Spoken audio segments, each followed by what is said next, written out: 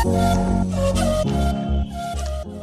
My dear friends, myself Kaushal Acharya. Last class आपको guess का introduction बताया था। आई होप कि अगर आप उसे देख लिए होंगे, हाँ मैक्सिमम लोगों ने तो देखा ही है, तो आप ऑब्जर्व किए होंगे कि उस लेवल जिस लेवल का इस बार का मेरा गेस था, मैं पूरे विश्वास और गारंटी के साथ कह सकता हूँ कि पूरे बिहार में उस लेवल का 2 पेज का गेस मिला ही नहीं था। मतलब कोई उस तरह का बना ही नहीं सकता था, जबकि इस बार क्वेश्चन का लेवल भी थोड़ा सा अजीब अजीब टाइप का था। फिर भी माँ सरस्वती के आशीर्वाद से मेरे ही गेस से 100% क्वेश्चन टकराया था, जिसका कि मैंने आपको प्रूफ दिखा दिया था। लास्ट वीडियो में प्रूफ के साथ मैंने दिखाया था। अगर आप में से किसी ने उसको नहीं देखा है तो आप जाकर के वहाँ पर देख सकते हैं। आज हम लोग ग्रामर सेक्शन से स्टार्ट करना चाह रहे हैं, तो मैंने बहुत सोचा कि आज मैं आपको किस टॉपिक पे वीडियो बनाऊँ। तो मेरा कोशिश ये है कि मैं एकदम बेसिक से आपको स्टार्ट करूँगा, एकदम जीरो लेवल से, और एकदम धीरे धीरे करके हम आपको मॉडरेट लेवल तक ले चलेंगे। तो उसी जीरो लेवल पे मैंने बहुत सोचा कहाँ से मुझे वीडियो बनाना चाहिए। तो एकदम बेसिक टॉपिक मैंने स्टार्ट करा है, क्योंकि यहाँ के लोगों की क्या दिक्कत है अपने बिहार बोर्ड में। मैं हमेशा ये बात कहते रहता हूँ कि अपने तरफ के जो बच्चे होते हैं वो आपको ना तो 10th के पहले कभी इंग्लिश पढ़ते हैं, ना तो 10th के बाद कभी इंग्लिश पढ़ते हैं। अपनी तरफ यूँ या आप यूँ कहो तो लोग बच्चे पढ़ाई भी करते हैं आपको प्रेशर की वजह से ही। बिना प्रेशर कोई पढ़ता ही नहीं है। जब एग्ज़ाम टाइम आता है तो लोग बाप बाप करके पढ़ने की कोशिश करने लगते हैं। यही है यहाँ का आपको असलियत। तो मेरा कोशिश ये रहता है कि बच्चे इंग्लिश को लेकर के, हालांकि काफ़ी बच्चे नहीं के बराबर इंग्लिश पढ़ते, ना तो 10th में पढ़े हुए रहते, 12th में भी आकर के सिर्फ और सिर्फ एग्ज़ाम के लिए ही पढ़ना चाहते रहते हैं। तो फिर भी मेरा कोशिश ये है कि मैं आपको उस वक्त भी इस तरह से पढ़ाऊँ कि फिर आपको, अगर आप आगे कभी इंग्लिश नहीं पढ़ो तब भी आपको कोई दिक्कत नहीं होगा। तो उसके लिए मैं आपको एकदम बेसिक से स्टार्ट करता हूँ। ये बेसिक है, बट मैं 100% आई कैन एश्योर यू, मैं आपको गारंटी दे सकता हूँ कि बहुत सारे बच्चों को ये सब चीज़ें भी नहीं पता रहती है। इन अ सिस्टमेटिक वे, सिस्टमेटिक तरीके से लोग गलत तरीके से गलत कॉन्सेप्ट को बस रट करके काम चलाना चाहते रहते हैं। आज हम ज़्यादा बातें नहीं करके अपने टॉपिक पे आते हैं, और हमारा टॉपिक है आपको SVO। क्या है हमारा टॉपिक? आपको SVO। SVO means subject plus verb plus object. देखिए ये टॉपिक इतना ज़रूरी है आपको कि अंग्रेजी ग्रामर का, या फिर यूँ कहे आप तो अंग्रेजी लैंग्वेज। अगर अंग्रेजी लैंग्वेज में अगर कोई भी इंग्लिश का सेंटेंस अगर आपको दिख जाएगा, उस सेंटेंस के प्रत्येक सेंटेंस का, उस सेंटेंस का नहीं बल्कि प्रत्येक सेंटेंस का स्ट्रक्चर ही होता है आपको SVO, means subject plus verb plus object. Are you getting me? Yes. English में जितने भी सेंटेंस बनते हैं, प्रत्येक सेंटेंस का स्ट्रक्चर क्या होता है आपको? SVO, मतलब subject plus verb plus object. इसीलिए मैंने ये बेहद ज़रूरी समझा कि आप लोगों को सबसे पहले मैं इसी टॉपिक को पढ़ाऊँ, इसी टॉपिक को क्लियर करूँ। और मेरा एक और कोशिश रहता है कि मैं उसी टॉपिक पे वीडियो बनाना चाहते रहता हूँ जिस टॉपिक पे नॉर्मली लोग नहीं के बराबर वीडियो बनाते रहते हैं। नॉर्मली आपको वीडियो उस टॉपिक पे अच्छे कंटेंट के साथ नहीं मिलते रहता है। इसलिए मैंने बहुत देखा तो SVO पे भी उतना सेटिस्फैक्ट्री वीडियोज वगैरह, या फिर लोग इस पर ध्यान ही नहीं देते रहते हैं। जबकि अगर आपको इंग्लिश सीखना है, चाहे आपको पढ़ना सीखना है या आपको ये बोलना सीखना है, कुछ भी अगर इंग्लिश सीखना है तो आपको SVO समझना ही पड़ेगा। If you don't understand the SVO, what is the subject, what is the verb and what is an object, then I can definitely tell you that you can never understand English. आप कभी English समझ ही नहीं पाओगे, फिर कभी आप अंग्रेजी समझ ही नहीं सकते हो। That's why SVO is the most important topic of English according to me. मेरे अनुसार से SVO सबसे ज़्यादा आपको इम्पोर्टेंट टॉपिक होगा। तो आइए मेरे प्यारे दोस्तों, हम लोग एकदम बेसिक से स्टार्ट करते हैं, एकदम आराम से, बिल्कुल पूरे टाइम के साथ। देखिए हमारा टॉपिक क्या आपको? SVO। एकदम ये बेसिक टॉपिक है। S stands for subject. S का मतलब क्या होता है आपको? Subject. S stands for subject. चलिए आराम से हम लोग, S stands for subject, V stands for verb and O stands for object. हम लोग एक एक करके इसको एकदम बारीक तरीके से समझेंगे। पहला हमारा क्या आपको? Subject. The first question is that what is subject. Subject आखिरकार हम लोग कहते किसको है? सब्जेक्ट होता क्या है? एकदम आराम से हम लोग समझेंगे। हिंदी एंड इंग्लिश दोनों मीडियम में हम लोग समझेंगे, ताकि आपको थोड़ा सा भी दिक्कत कभी भी नहीं हो पाए। देखिए तो सबसे पहला क्वेश्चन कि व्हाट इज सब्जेक्ट। अगर हिंदी में देखा जाए तो सब्जेक्ट का मतलब ये होता है कर्ता। कर्ता मीन्स काम करने वाला। सेंटेंस में जो भी कोई काम करता है उसे ही हम लोग क्या कहते हैं? आपको सब्जेक्ट कहते हैं। Once again try to listen me properly. मैंने बोला आपको कि सेंटेंस में जो भी कोई काम करता है उसे ही हम लोग क्या कहते हैं आपको सब्जेक्ट। जैसे मैं आप लोगों को पढ़ा रहा हूँ, इसमें काम कौन कर रहा है? मैं कर रहा हूँ, इसलिए मैं इस सेंटेंस का क्या हो गया आपको सब्जेक्ट। समझ में आ रहा है अच्छे से ना? अब इसी को हम लोग डेफिनेशन वाइज समझते हैं, एकदम आसान तरीके से ध्यान दीजिए। जैसे देखिए सब्जेक्ट का मतलब मैंने क्या बताया आपको, सेंटेंस में जो भी कोई काम करता है उसे ही हम लोग क्या कहते हैं आपको सब्जेक्ट। करना को इंग्लिश में कहते हैं हम लोग डू, और करने वाला को क्या कहेंगे हम लोग डूअर। देखो मेरे प्यारे दोस्तों, इंग्लिश में क्या होता है कि मैक्सिमम बच्चे गलत कॉन्सेप्ट के कारण एकदम रट लेते हैं, इंग्लिश को एकदम रट्टूमर वाला सब्जेक्ट बना चुके हैं। जबकि मैं आपको गारंटी के साथ कह सकता हूँ, अगर आप थोड़ा सा कॉन्सेप्चुअल वे में पढ़ोगे, आप सारे कुछ को आपको रटने की जरूरत नहीं पड़ेगी, बस आप उसको समझ जाओगे और कोशिश करना फिर आपको अपना लैंग्वेज बनाने की। अगर आपको अपना लैंग्वेज आपने बनाना सीख लिया तो आपको इससे सिर्फ और सिर्फ आपका इंग्लिश नहीं मजबूत होगा, बल्कि सारे ही सब्जेक्ट्स आपके मजबूत हो जाएंगे। समझ में आ रही है अच्छे से ना? इसलिए किसी भी डेफिनेशन को रटना नहीं है, मैं आपको बेहद प्यार से आपको समझा रहा हूँ कि ये डेफिनेशन सब्जेक्ट का कैसे बनता है।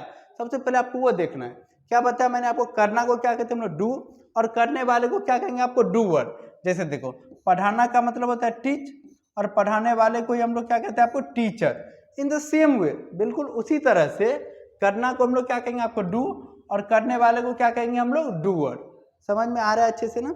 इसीलिए आप बोल सकते हैं आपको doer is called the subject. क्या हो गया इसका डेफिनेशन आपको? Doer is called the subject. If you notice, अगर आप इसको समझने की कोशिश करोगे तो इससे आसान डेफिनेशन हो नहीं सकता है। इतना आसान मैंने आपको लैंग्वेज बताया। क्या हो गया इसका डेफिनेशन आपको? Doer is called the subject. Doer को ही हम लोग क्या कहते हैं आपको सब्जेक्ट कहते हैं। कोई दिक्कत भी? अब हम लोग आगे बढ़ते हैं। देखिए इस डेफिनेशन से काम नहीं चलेगा, क्योंकि अब आप बच्चे तो रहे नहीं, इसीलिए हमें थोड़ा सा इस डेफिनेशन को आपको बड़ा बनाना है। वो भी हम लोग समझते हैं कि आखिरकार ये डेफिनेशन आपको कैसे बड़ा बनेगा। देखिए अंग्रेजी ग्रामर में सब्जेक्ट जो बनता है वो एक्चुअली में आपको दो ही टॉपिक से बन सकते हैं। कितने टॉपिक बनता है आपको? दो टॉपिक, नॉन और प्रोनाउन। कौन कौन सा टॉपिक बनता है आपको? नॉन और प्रोनाउन। तो सब्जेक्ट कौन कौन सा टॉपिक हो सकता है आपको?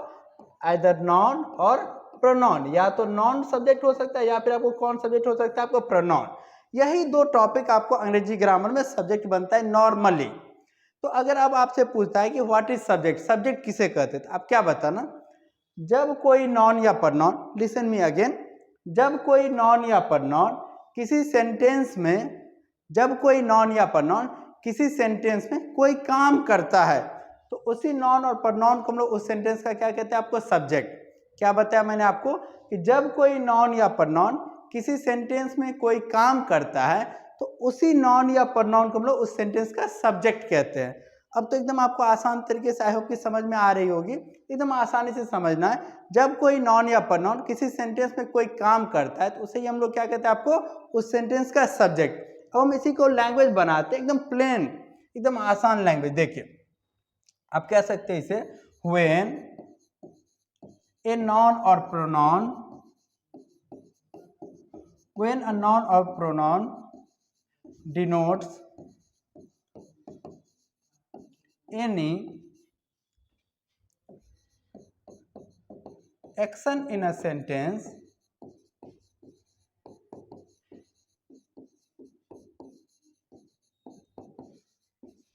that noun or pronoun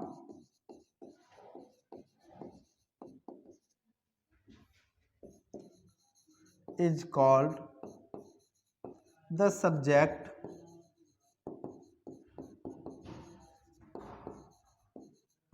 of that sentence। तो आराम से देखिए मैंने क्या लिखा है आपको, ठीक। व्हेन अ नॉन और प्रोनाउन मतलब जब कोई नॉन या प्रोनाउन, क्या मतलब हुआ इसका आपको? जब कोई नॉन या प्रोनाउन डिनोट्स, डिनोट्स मतलब होता है आपको बतलाना, डिनोट्स का मतलब आप क्या कह सकते हैं आपको? बतलाना। वो क्या बतलाता है आपको? कोई action, any action, action means काम। जब कोई नॉन या प्रोनाउन कोई काम बतलाता है, कहाँ पर? किसी सेंटेंस में। कहाँ पे आपको? किसी सेंटेंस में। तो उसी नॉन और प्रोनाउन को हम लोग उस सेंटेंस का क्या कहते हैं आपको? सब्जेक्ट। क्या कहते हैं उसे हम लोग? सब्जेक्ट। समझ में आ रहा है अच्छे से ना? अब आप सबके साथ मेरे साथ एक बार जोर से बोलिए, व्हेन अ नॉन और प्रोनाउन, व्हेन अ नॉन और pronoun denotes any action in a sentence, that noun or pronoun is called the subject of that sentence. Is it okay? अब तो आपको आसानी से समझ में आ गया होगा। अब हम लोग इसका एग्जाम्पल्स देखते हैं। देखिए, जैसे मैंने आपको जो फर्स्ट सेंटेंस बोला था, आई एम टीचिंग, क्या बोला मैंने आपको? I am teaching. इसका मतलब क्या हो गया आपको? मैं पढ़ा रहा हूं। इसका मतलब क्या हो गया आपको? मैं पढ़ा रहा हूं। इस सेंटेंस में कौन काम करे आपको? आई। तो आई इस सेंटेंस का क्या हो गया आपको? सब्जेक्ट। आई इस सेंटेंस का क्या हो गया आपको? सब्जेक्ट। समझ में आ रहा है अच्छे से? नेक्स्ट और एग्जांपल देख लीजिए। अगर हम बोलते हैं आपको John works in the gym, क्या लिखा मैंने आपको? John works in the gym. John कहाँ काम करता है आपको? जिम में। इस सेंटेंस में कौन काम करे आपको? जॉन। इसलिए जॉन को हम लोग इस सेंटेंस का क्या कहेंगे आपको? सब्जेक्ट। अब तो समझ में आ रहा होगा अच्छे से ना? आई होप कि आप सब्जेक्ट समझ गए होंगे। देखिए यहाँ पे जो मैंने बताया था कि सब्जेक्ट आपको अंग्रेजी ग्रामर में दो ही टॉपिक सब्जेक्ट के रूप में काम करते हैं, that is those are noun and pronoun. वो कौन कौन सा आपको? नॉन और प्रोनाउन। नॉन तो आप लोग आसानी से पहचान लोगे या समझ जाओगे कि जो नाम होते हैं उसे ही हम लोग क्या कहते हैं? आपको नॉन कहते हैं। अब बात आता है कहाँ पे? आपको प्रोनाउन पे। वो भी हम आपको थोड़ा सा आपको समझा देते हैं। प्रोनाउन में आपको टोटल 7 ऐसे वर्ड्स, 7 ऐसे प्रोनाउन है जो किसी सेंटेंस में आपको सब्जेक्ट के रूप में काम करते हैं। टोटल कितने प्रोनाउंस हो जाते हैं आपको? 7, जो किसी सेंटेंस में किस तरह से काम करता है? आपको सब्जेक्ट की तरह। मेरा हमेशा से ये कोशिश रहता है कि मैं आपको जो भी एग्जाम्पल्स बताऊं वो एकदम कोशिश करता हूं कि मैं आपको अप्रोप्रिएट नंबर के साथ बता दूं। कुछ लोग क्या करते हैं, आपको 2-4 एग्जाम्पल्स बता दे, उसके बाद आप कंफ्यूजन में जीते कौन होगा कौन नहीं होगा। But I will always tell you the accurate number of any examples so that there will be no confusion in your mind. Look, क्या बताया मैंने आपको? प्रोनाउन। ये जो प्रोनाउन होता है ये आपको टोटल 7 होते हैं जो सेंटेंस में किस तरह से काम करता है बाबू? आपको सब्जेक्ट के रूप में। किस तरह से काम करता है? आपको सब्जेक्ट के रूप में। देखिए जैसे I, we, you, he, she, it और दे। यही 7 ऐसे प्रोनाउन होते हैं जो किसी भी सेंटेंस में आपको किस तरह से काम करेगा बाबू? आपको सब्जेक्ट के फॉर्म में। किस तरह से काम करेगा? आपको सब्जेक्ट के फॉर्म में। आई होप कि अब तो आपको कोई भी दिक्कत नहीं हो रहा होगा सब्जेक्ट के रूप में। समझ में आ रही है अच्छे से? देख लीजिए, आपको प्रीवियस स्लाइड में मैंने आपको ये सब्जेक्ट पूरा का पूरा मैंने आपको एक्सप्लेन कर दिया अच्छे से। आप इसका स्क्रीनशॉट भी ले सकते हैं। ठीक, ले लिए होंगे। किसको? सब्जेक्ट तो हम लोग खूब बढ़िया समझ में आ गया होगा अच्छे से। अब हम लोग क्या समझेंगे? Verb and object. बट वो हम लोग अगले वीडियो में समझेंगे, क्योंकि अभी मेरा कोशिश है कि अभी मैं जो वीडियो बनाऊँ वो थोड़ी सी शॉर्ट पीरियड के लिए, कम समय के लिए बनाऊँ, ताकि ज़्यादा से ज़्यादा लोग अभी जुड़ सके। और जैसे ही ज़्यादा से ज़्यादा स्टूडेंट्स आपको कनेक्ट हो जाएंगे इस चैनल से, इस वीडियो से, तो क्या करें हम लोग, फिर हम आपको फिर उसके बाद एक टॉपिक पे पूरे टॉपिक का कंप्लीट वीडियो बनाएंगे। And that timing duration will be approx 1 hour. वो आपको 45 मिनट टू 1 आवर रहेगा। जैसे आपको एक मेरा लेक्चर होता है मेरे ऑफलाइन क्लास आपको 45 मिनट्स का, उसी ड्यूरेशन का मैं आपको एक एक टॉपिक पे वीडियो बनाऊंगा, तो फिर आपका पूरा कॉन्सेप्ट क्लियर हो जाएगा। अभी मेरा कोशिश ये है कि मैं आपको छोटा छोटा वीडियो ही बनाऊं ताकि आप उससे कनेक्ट होते जाए अच्छे से। अगर आपको ये सब्जेक्ट का कॉन्सेप्ट अच्छा लगा होगा, आप जरूर इस वीडियो को पूरा देखिए। और ये एकदम बेसिक है, but that is the most important. लेकिन ये जरूरी बहुत ज़्यादा है। गारंटी के साथ मैं बोल सकता हूँ कि अगर कोई बंदा सब्जेक्ट भर ऑब्जेक्ट नहीं समझ पा रहा है तो अंग्रेजी नहीं समझ सकता है। गारंटी है, लिखित में है। ठीक ना? इसीलिए आपको इस बेस को बहुत ही बढ़िया से आपको मजबूत करना ही है और इसे आपको समझना ही है। ठीक, तो थोड़े अच्छे से आप वीडियोज को देखिए, पूरे वीडियोज को देखिए। अगर आपको अच्छा लगता है कोशिश कीजिए और ज़्यादा शेयर वगैरह करने की। दैट्स ऑल, आज के लिए इतना ही। बाय।